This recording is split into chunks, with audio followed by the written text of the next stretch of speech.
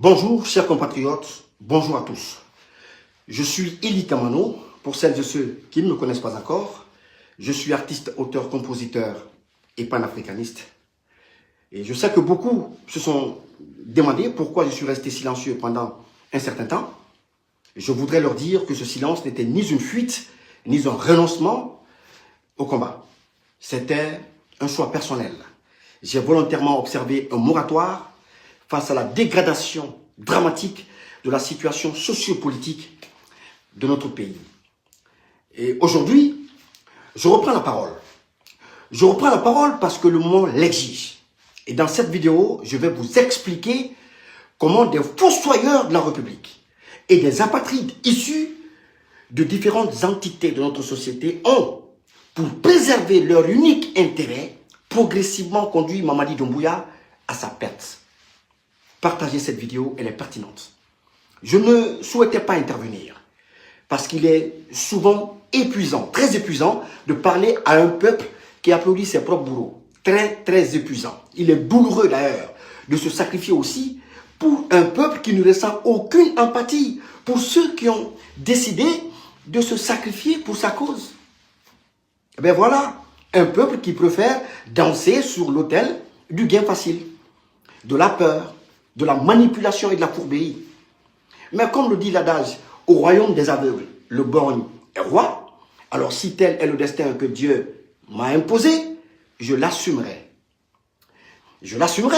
Et je l'assumerai par devoir patriotique. C'est ça. Dans cette vidéo, chers compatriotes, je vais parler du mal dont souffre Mamadi Doumbouya. Oui, parce que en tant que lanceur d'alerte, j'estime qu'il est de mon devoir d'informer nos concitoyens sur l'état de santé de celui qui préside aux destinées de notre nation. C'est légitime. Je crois que ça, c'est légitime. Et depuis quelque temps, j'observe les membres du CNRD mobiliser tous les moyens, y compris les outils de l'intelligence artificielle, pour tenter de reconstruire et de préserver l'image d'un Mamadi Doumbouya complètement affaibli par la maladie. Mais laissez-moi vous dire que la communication ne peut pas remplacer la réalité. Pas du tout. Je le dis avec beaucoup de gravité au peuple de Guinée aujourd'hui. L'épisode Mamadi Doumbouya à la tête de notre pays est terminé. À tous les opposants, à tous les fils et filles de cette nation, contraints à l'exil, à toutes les victimes encore en vie, aux familles endeuillées, ainsi qu'à tous les Guinéens qui continuent d'aimer profondément encore leur pays, je veux adresser ce message. Écoutez-moi très bien. Préparez-vous, car une nouvelle page de notre histoire va s'ouvrir. Car il va malheureusement traîner cette pathologie jusqu'au port. Et pourtant, l'histoire aurait pu être tout autre s'il ne s'était pas entouré d'imbéciles, de narcotrafiquants, de fainéants et d'opportunistes qui ont privilégié leurs intérêts personnels au détriment de l'intérêt supérieur de la nation. Laissez-moi vous dire qu'aucune propagande ne peut éternellement dissimuler la réalité. Aucune. Et dire qu'il y a encore des gens qui pensent que la maladie de Mamadi Doumbouya profite à l'opposition, ça me fait rire. Laissez-moi rire. Qu'elle profite à ceux qui ont décidé, qui ont choisi de combattre l'injustice et de rejeter ce mode de gouvernance jupitérien. Laissez-moi bien rire. Sa situation ne profite pas à l'opposition. Désolé. Elle profite d'abord à ceux qui, jour après jour, l'ont sciemment conduit dans cette impasse. Elle profite à ceux qui l'ont mis en mal avec le vrai peuple et avec Dieu. À ceux qui l'ont poussé à prendre des décisions qui l'ont progressivement éloigné de sa légitimité populaire. C'est à ce clan que sa maladie profite. C'est à ce système que sa maladie profite. Ce sont eux qui profitent aujourd'hui mieux que quiconque de cette triste fin de Mamadi Doumbouya. Ce n'est pas nous. Parce qu'ils ont conçu un système. Et après avoir tiré profit de ce système qu'ils ont conçu, qu'ils ont bâti, ils s'apprêtent à présent à tirer profit de la disparition de Mamadi Doumbouya. Parce que certains d'entre eux savent déjà que l'homme est condamné. Ils le savent. Ils le savent pertinemment. Vous n'avez qu'à vous poser la question, pourquoi le soi-disant ami intime de Doumbouya refuse-t-il de rentrer au pays? Celui qu'ils appellent Billy Condé. Pourquoi refuse-t-il de rentrer au pays? Posez-vous la question, ce n'est pas une question d'argent. C'est tout simplement parce qu'il a révélé le secret médical de son ami. Oui, il l'a révélé à quelqu'un qui, à son tour, est allé raconter à Mamadi Doumbouya. Et quand ce dernier l'a appris, il s'est mis dans tous ses états. Voilà à quoi ressemble la Guinée sous le CNRD. Ce sont les mêmes qui prospèrent pendant que le pays s'enfonce, la population paupérisée. Les mêmes qui bénéficient de ce climat marqué par les enlèvements, les kidnappings, la fermeture des médias, la répression de l'opposition et la dislocation de la société civile. C'est les mêmes. Les véritables bénéficiaires de cette tragédie, de cette fin de Mamadi, ce sont eux. Pourtant, c'est précisément de ce système que je lui avais parlé lors de notre toute première rencontre. Je l'avais mis en garde. Je lui avais dit que certains de ceux qui se présentent comme ses plus fidèles collaborateurs n'étaient pas forcément les plus fidèles serviteurs de notre pays.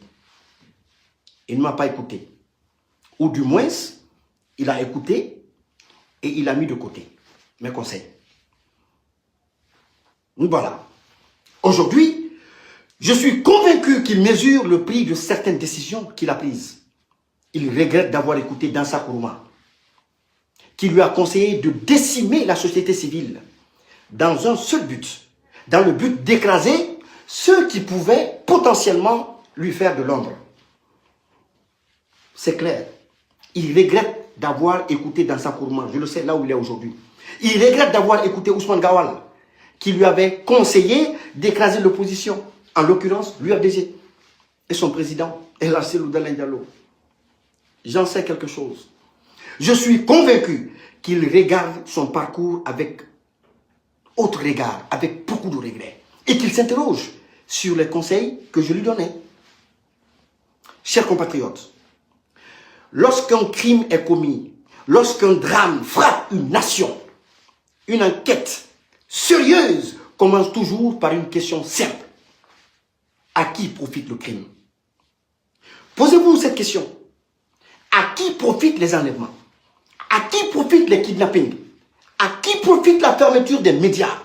À qui profite l'affrontement qu'il y a eu entre Mamadi Doumbouya et l'opposition et la société civile et nous autres? À qui profitent toutes ces dérives observées sous le CNRD? Posez-vous la question.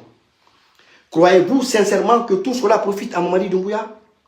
Croyez-vous sincèrement, même vous qui êtes du CNRD, que tout cela profite à Mamadi Doumbouya? Ma réponse est non, encore non, et encore non. Je ne le crois pas. D'autant plus qu'il n'avait pas besoin de tels actes pour conserver le pouvoir. Il n'en avait pas besoin. Là où Alpha Condé, un président civil, a forcé et a obtenu un troisième mandat, sans pour autant avoir besoin de kidnapper ou d'enlever des citoyens qui s'opposaient à lui, ni d'enlever des mineurs pour des actes qu'ils reprochaient à leurs parents.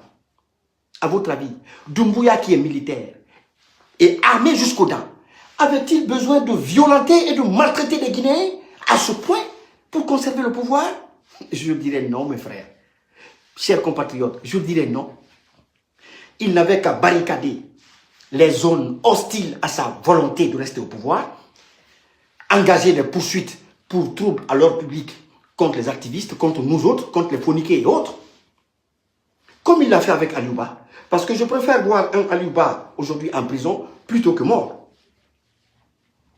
Parce que si c'est le même sort qui avait été réservé aux phoniqués et aux autres, on pouvait se frotter les mains et se dire alhamdoulilah. Et ensuite, il serait passé haut la main sans avoir à se souiller les mains. Voilà. Mais à qui profite tout ça? Posez-vous la question. Et pour vous prouver que cela ne profite qu'à ceux qui ont conçu ce système autour de Doumbouya, je vais vous raconter un épisode que j'ai personnellement vécu récemment. Il y a quelque temps, excusez-moi, Une personne dont je tairai volontairement le nom m'a contacté afin de rechercher une issue permettant le retour de mes enfants, c'est-à-dire permettant la libération de mes enfants. Au cours de nos échanges, cette personne m'a affirmé que Doumbouya était disposé à réparer les préjudices que les enfants ont subis. Moi, je ne connais pas les préjudices, c'est eux qui le savent. Nous avons trouvé un terrain d'entente. Un rendez-vous devait avoir lieu. Quelques jours plus tard, tout semblait réglé. Mais ce rendez-vous n'a jamais eu lieu. Pourquoi? Parce que selon les informations qui m'ont été rapportées, ceux qui avaient intérêt au maintien de cette situation auraient bloqué toute initiative de règlement. Et le nom d'Amara Kamara et de Bala Samoura m'ont notamment été cités. Voilà pourquoi je vous invite à toujours vous poser la question, chers compatriotes, à qui profite réellement chaque décision prise depuis l'avènement du CNRD.